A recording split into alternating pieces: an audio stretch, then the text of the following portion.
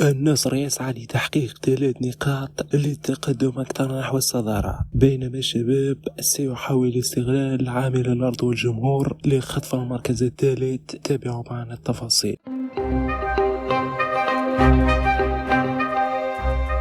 السلام عليكم مشاهدينا الأعزاء في قناة بويا لايف، مرحبا بكم في فيديو جديد. اليوم سنتحدث عن القمة المنتظرة بين الشباب والنصر في إطار الجولة السابعة من دوري روشن السعودي. من المقرر أن تقام هذه المباراة الكبيرة يوم الجمعة القادمة الموافق ل 18 أكتوبر 2024. إليكم موعدها في تمام الساعة 9 مساء بتوقيت مكة المكرمة والقاهرة، وفي تمام الساعة 8 مساء بتوقيت الإمارات، أي في تمام 7 مساء بتوقيت المغرب، تونس والجزائر. نادي الشباب يحتل المركز الرابع في جدول ترتيب دوري روشن بعد أن جمع 12 نقطة من 6 مباريات. الفريق حقق الفوز في 4 مباريات وخسر مباراتين، سجل 5 أهداف واستقبل شباكه هدفين فقط. أما نادي النصر فيحتل المركز الثالث برصيد 14 نقطة من 6 مباريات. الفريق فاز في 4 مباريات وتعادل في 2،